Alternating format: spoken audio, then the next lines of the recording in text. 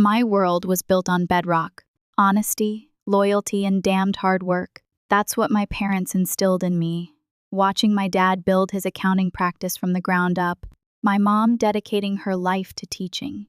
They set the bar impossibly high, and I was determined to clear it.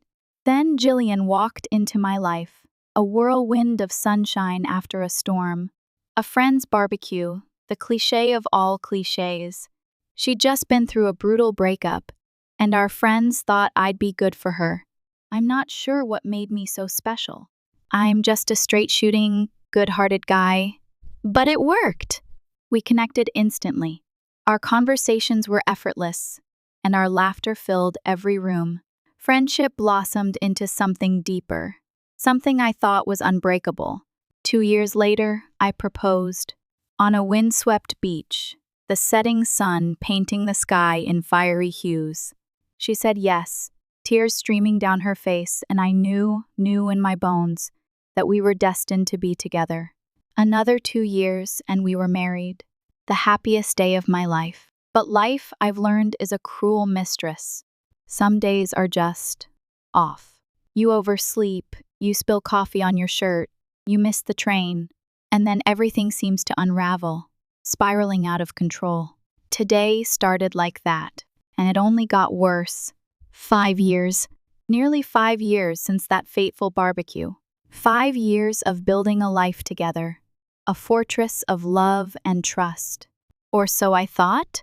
Gray or black heels tonight, Daniel? Jillian asked, her voice pulling me from my thoughts. I was busy polishing my shoes, trying to scrub away the grime of a particularly brutal audit. The firm had been on my back.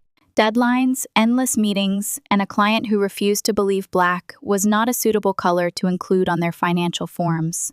Black, I said, not really looking up. Shows off your calves. Jillian loved getting dressed up, but she was a classic overdresser. She would agonize over outfits, makeup, accessories. I didn't mind. I liked that she wanted my opinion. Thanks, babe. She sounded distracted. Distant, which had been the theme of the week. We were going to her high school reunion tonight. I had been dreading it for weeks. Not because I didn't want to be supportive, because she'd spent the whole week on it. She had been excited all week. Obsessed might be a better word. It was all anyone heard about. Even when I came home exhausted, practically crawling from the stress, she was too busy making a nail appointment to notice. In the past, she would have brewed me tea, would have given me a back rub without being asked. Neglected. That's what I felt. A small, insignificant word that carried the weight of 1,000 disappointments. Ready to go? I asked, forcing a smile.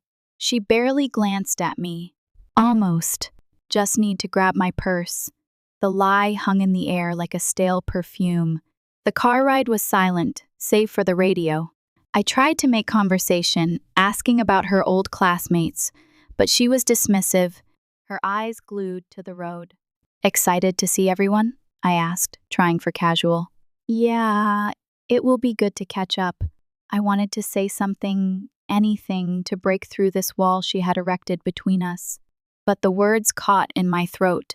I didn't want to sound needy, insecure. I just wanted her.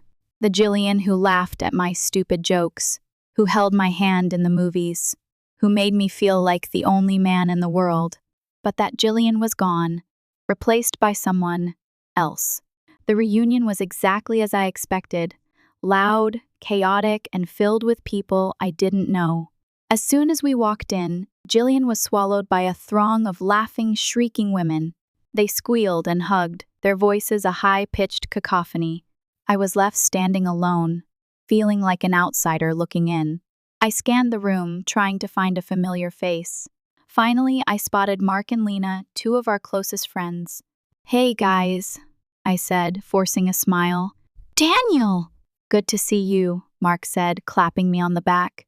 Lena gave me a sympathetic smile. Jillian's really in her element, huh?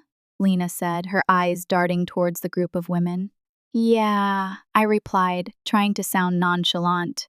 She's been looking forward to this. We sat down at a table, making small talk. I barely participated in the conversation. My eyes kept drifting towards Jillian, who was laughing and gesturing animatedly, her face flushed with excitement.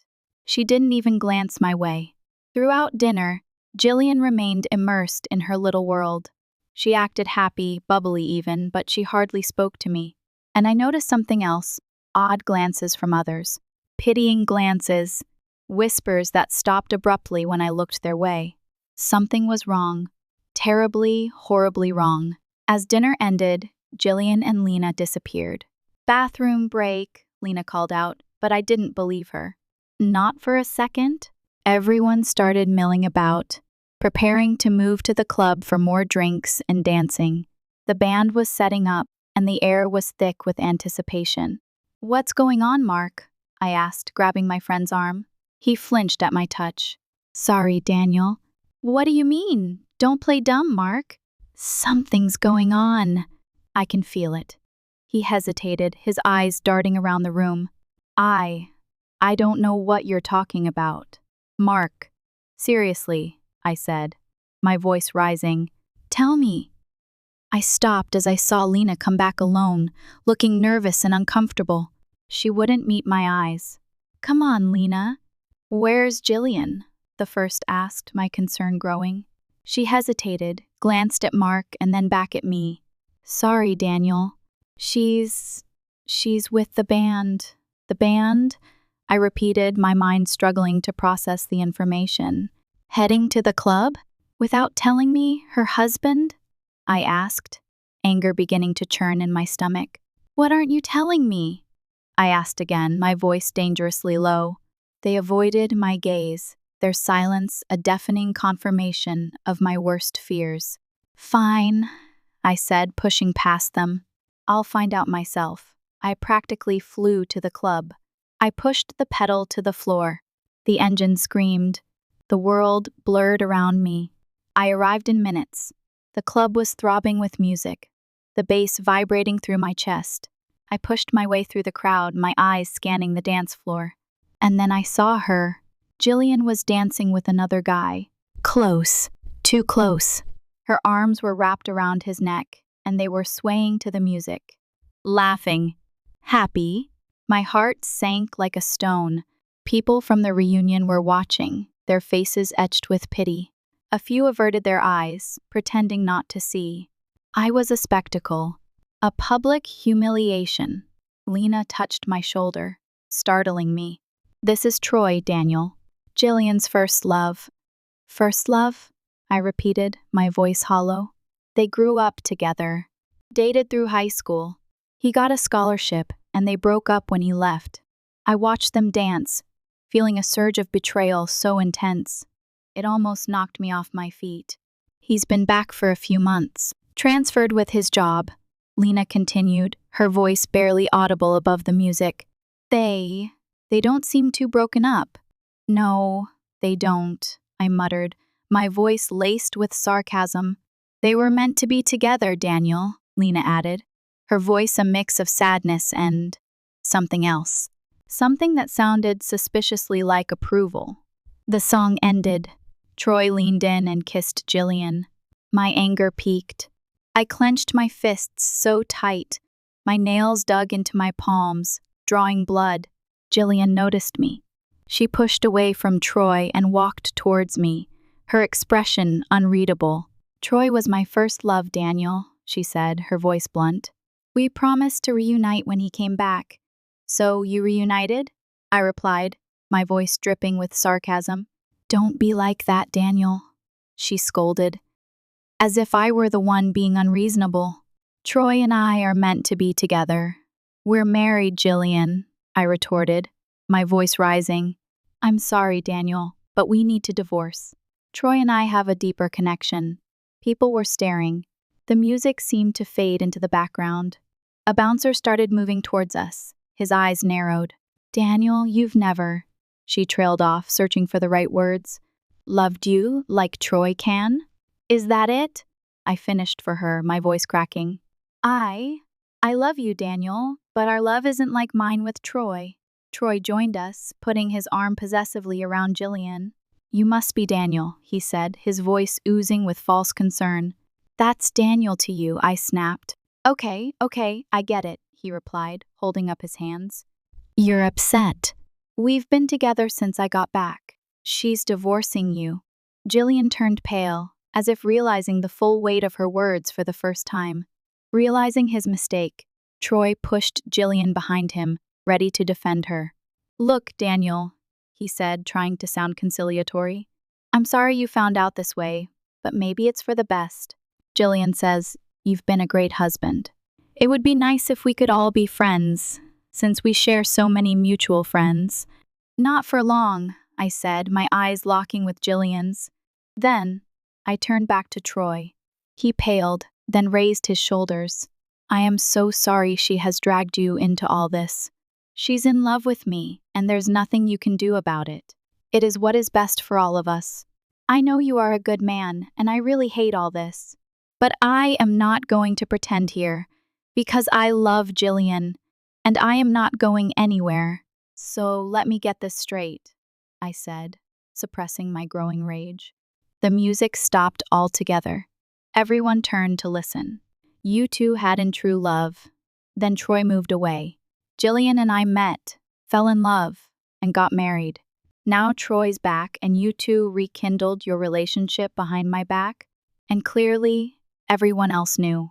And now I'm being publicly humiliated? Daniel, it wasn't supposed to be. Jillian started, her voice pleading. Wasn't supposed to be what, Jillian? The first shouted, my voice echoing through the club. You've ignored me all week, dragged me here, then ditched me. You left without telling me, just so I could catch you here? Hey, Troy tried to interject, but I stopped him with a glare. Don't say a word, Romeo, I growled. You're both unfaithful. We have been seeing each other for months, to clarify. When Troy got back, she came over, and one thing led to another. After all this time, the flame was still there. The chemistry was undeniable, Jillian stated flatly. Back off. Look, Daniel, Troy said, trying to calm the situation down. Jillian and I are meant to be together. We're sorry you got hurt, but she loves me, and we're going to get married. Naturally, I replied coldly. Daniel, Jillian started. It's Gregory, not Daniel. Get it right, if you can, I retorted coldly. Gregory, I'm sorry, but this is the best way, she said, trying to read my mood. It will hurt, but it's for the best. My eye twitched, making her pale even more. Gregory, she started, unsure how to continue. I think it's best if you leave, Troy stated loudly, obviously trying to assert control over the situation. Everyone here knows Jillian and I belong together, and you're just the third wheel. I smiled at this. On that, we agree. Troy smiled broadly at this, obviously thinking that I finally came around. Now that it's out in the open, he said. Jillian and I will stay away from your house this weekend, and next week so you can move out. Move out? I asked, tilting my head slightly. Well, it's Jillian's house, Troy stated matter-of-factly. I see, I replied, narrowing my eyes. Gregory, my soon-to-be ex-wife said, we thought it would be easier for you. The house is perfect for Troy and me to have kids. It's too big for you. I see, I repeated, hissing the last syllable. The silence stretched on. Someone cleared their throat. The DJ, sensing the awkwardness, nervously resumed the music. But no one started dancing. Everyone was watching, waiting to see what would happen next. Troy spoke, his voice louder than before. I'm sorry, Gregory, but this is the situation. I know it's hard, but don't take offense. He held out his hand. I stared at it, then back at him. He quickly withdrew his hand, deciding that this was enough. Deciding it was time to leave, I turned and walked out. No one stopped me. The bouncers opened the doors, and the noise from inside died down. You okay? One of the bouncers asked. No, not really, I replied. If you wanted to go back in there and give that a hole a couple of punches, we could wait a few minutes before pulling you out, the other bouncer added, winking. For the first time all day, I laughed. It was a short, bitter laugh, but it was a laugh nonetheless. The bouncers smirked. While tempting, I don't need a night in the gatehouse, I replied. Both nodded. I've seen some nasty breakups, but this one is probably the coldest. I'm sorry, the first bouncer said. I waved off the sympathy. Don't worry about it. I'll just go home and change the locks. The second bouncer added without missing a beat. We can get someone out there tomorrow. You've had a bit too much to drink, and I can tell you're going to forget, or not care to. Get someone to meet us there, and we'll get it changed first thing. I raised an eyebrow and smiled. I appreciate that. We talked a bit more. I was still shaken, but I wasn't going to break down in front of these guys. I shook their hands and left. On the way home, I stopped at a hardware store. It was late, but they were still open. I quickly bought new locks, deadbolts, moving boxes, and packing tape. My knuckles were white when I had to hand over my credit card. Once home, I changed the locks. It was a small act of defiance, a reclaiming of my territory. I needed to regain control, but I know it was pointless. Then, I started packing Jillian's things. Methodically, ruthlessly, every dress, every pair of shoes, every trinket that reminded me of her went into a box. The anger was a fire in my chest, but beneath the anger was a deeper, more terrifying emotion, emptiness. A few hours later, exhausted and feeling utterly abandoned, I sat down with a bottle of Kraken and a can of soda. The Kraken was a gift from my father. I opened my laptop. First, I canceled our joint credit cards. Then, I opened a new bank account and transferred half of our joint savings. I found our legal folder with house deeds, investment properties, and a prenuptial agreement. While it didn't cover infidelity, it protected my business assets. A small consolation. I slept fitfully, haunted by images of Jillian and Troy, their faces twisted in mocking grins. I got a few hours in, tops. In the morning, I found a local cafe. There was a breakfast fusion restaurant. Oddly enough, the food was good, and it was close. While there, I drafted a letter to Mike, a lawyer friend, explaining the situation. He called within minutes, his voice shocked and sympathetic. He assured me he'd file the divorce papers on Monday and refer me to someone who could help with the asset division. When I got home, Mark and Lena were waiting in the driveway. I parked on the curb, my heart sinking. Daniel, Lena started, her voice tentative. I raised my hand, stopping her. It's Gregory. Excuse me? Lena asked, her brow furrowing. My name is Gregory. Only friends can call me Daniel. And we're not friends anymore. Listen, buddy, Mark began, trying to sound conciliatory. We're sorry about last night. It's not like... I raised my hand again, silencing him.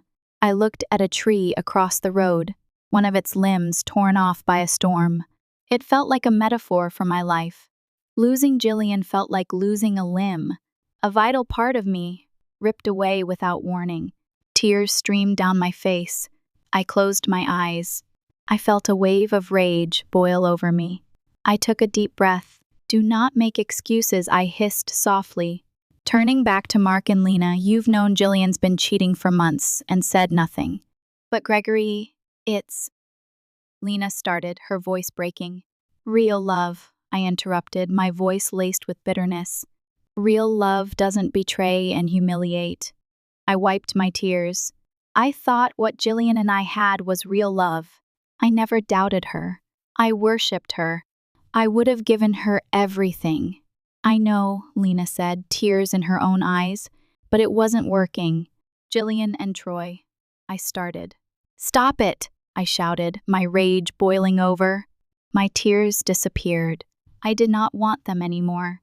The feeling of rage made me powerful. Stop it, I repeated quietly, my voice trembling. I don't want to hear another word about Jillian and Troy. You see? How I do that. How I stop myself from falling. The feeling of power, of being in control. That is all I have now, so do not deny me that, I stated with a sigh. I just wasted the last 5 years of my life.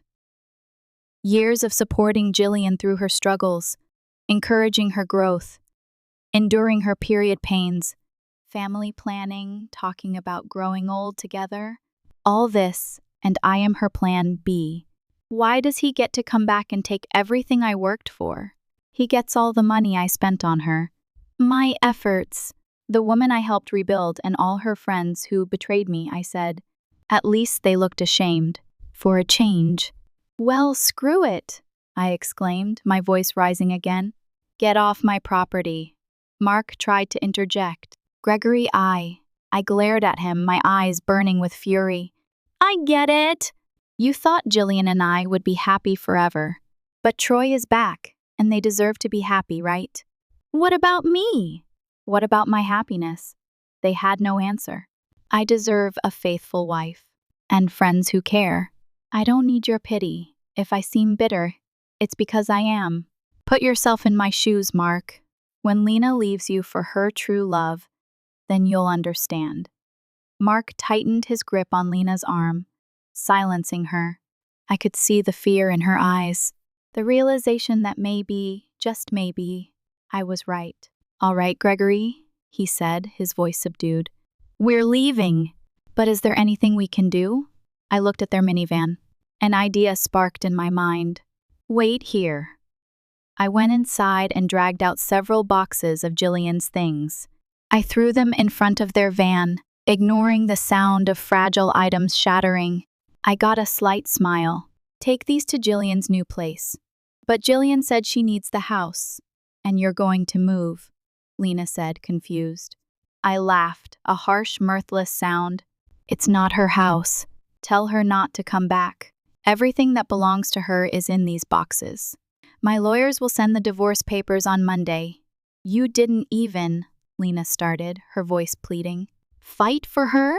No. She's in love with him. She cheated on me. She's been lying for months. She gets what she deserves. I watched them load the boxes into their van and drive away. They realized they had lost my friendship, but I wasn't there to see their remorse. Part 5, rock bottom that night, I got drunk. Very drunk. I drank the Kraken. And soda. And I cried. I cried until my throat was raw and my eyes were swollen shut. I trashed the living room in my rage. I broke a vase from our first wedding anniversary. I smashed furniture. I punched holes in the hallway walls. I ripped off cabinet doors. I dented the refrigerator. The twisted satisfaction of hitting the refrigerator. I found expired orange juice, took a couple of Panadol tablets, and drank a big gulp. After half an hour, the throbbing subsided. I moved to the living room, sat on the floor between broken chairs, and stared at the cracked TV. My arms are tired, so I will start another part here. I woke up with a hangover, a splitting headache, bloody knuckles, and possibly a broken hand. Oh, and scratches all over. I bandaged myself as best I could, wincing in pain. I knew I'd need to see a doctor, but first, I had to face the carnage. The living room was destroyed. The hallway walls were damaged. The kitchen was a mess. The dented refrigerator glared at me, a silent testament to my self-destructive rage. It seemed like a long time ago. The day passed in a blur. I went to the doctor. He confirmed hairline fractures in both arms and bandaged them. I ignored calls, and I didn't even remember. I ignored messages from people, including Mark and Lena. That night, I went to bed without recalling much of the day except for the TV and doctor visit. Monday morning, I dragged myself to the office. It took all the energy I had to get up, take a shower, and drive. I checked emails and prepared for a 9 a.m. team meeting. Colleen, my receptionist, entered, her eyes widening as she saw my bandages. She sat down, her expression concerned. Bad weekend? She asked, her voice soft. I sighed and turned to her. Jillian dumped me for her true love, I said flatly, the words devoid of emotion. What? Colleen exclaimed, her hand flying to her mouth. No? You're serious? I raised my bandaged hands, my eyes watering. It's true. At the reunion, everyone knew. Jillian had been cheating with Troy. They ambushed me Friday night. I broke down. The dam finally burst. Tears streamed down my face as I recounted the events of the weekend, the reunion, The club, the confrontation, the trashing of my house. Colleen hugged me, her arms tight around my shoulders. She let me cry, offering silent comfort. By morning, we dried our eyes and prepared for the meeting. We have to put on a show for these people, I stated. Colleen led the team into the meeting room. The silence stretched. I tried to make a joke, but it fell flat. It was obvious that everyone was looking at my bandages. Hope everyone had a good weekend, I said, noting their glances at my bandages. This week, I began, but Colleen interrupted. I'm sorry, Gregory, but you can't pretend everything is normal after what happened, she said, her voice firm. I hesitated, then nodded. Colleen explained. Gregory was betrayed by his wife and friends. Jillian had been cheating and left him in a humiliating way. She paused, looking at James. Isn't that right, James? James, one of Jillian's classmates, turned pale. Yes, he said, his voice barely audible.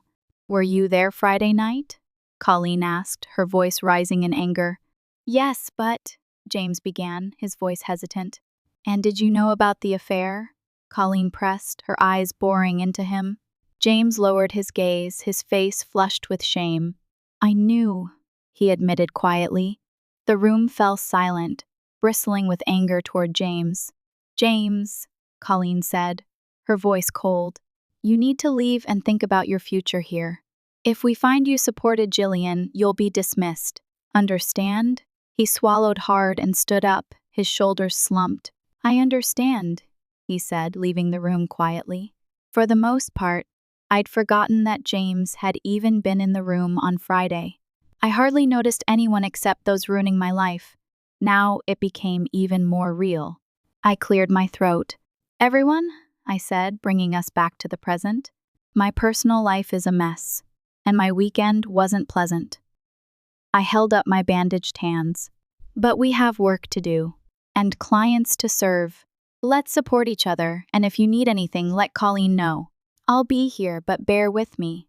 I nearly cried. It was close. I would not allow these people to see me in anything less than a professional manner, even if it killed me. Everyone expressed sympathy and encouragement. One last thing, I said, stopping them as they began to disperse. Don't crucify James just yet.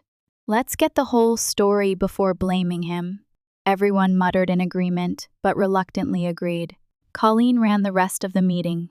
Afterward, I went back to my office and stared out the window, trying to make sense of everything. A few minutes later, Colleen knocked and entered, followed by James. I invited them in. You and James need to talk, Colleen said, her voice gentle. I nodded, settling into my chair. James sat across from me, looking down, his hands clasped tightly in his lap. He refused to meet my eyes. So, I started, my voice laced with accusation. Gregory. James started, then laughed briefly, a nervous, self-deprecating sound. Something funny? I asked. Colleen, her tone was stern. James smiled sadly. No, nothing's funny. My boss was betrayed. My wife yelled at me all day, and I might lose my job. It's gallows humor or tears. Take your pick. I smiled cautiously. James, start at the beginning. He nodded. You've heard how perfect Jillian and Troy were in high school? I nodded. Yes. Recently, that's all I've heard. James continued. I was a math major, not in the popular crowd. But we all knew Jillian and Troy. They were the couple. They broke up right before graduation when Troy went abroad. Jillian was devastated. I nodded again. I found out later Troy had a girlfriend in the States, James added. So, he was unfaithful the entire time? I asked incredulously. Basically. He had a girlfriend, but wanted the safety of knowing that Jillian was waiting for him when he got back. He always had that need, James nodded and added. I only found out later myself. I had heard Jillian. She'd started a year after, and I helped her get back on her feet. We kissed for the first time, after one of those conversations. That's how it was until recently. I was starting to fall in love when she dropped that bomb about Troy. It felt horrible, James continued, looking defeated. I got my degree, married Sherry, and got a job here. I was surprised and happy to see Jillian with you, knowing Troy's departure had hurt her so much. James paused. When did you find out about their affair? I asked, my voice strained.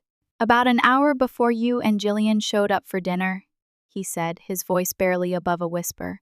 A few classmates mentioned Jillian leaving you for Troy, and everyone was surprised. I gave James a questioning look. He sighed. Before dinner, only a few people knew what was happening. But by then, everyone in the class knew Jillian and Troy were meant to be together. It got really obvious that Troy had been back for a while. Too obvious? Anyway, James said.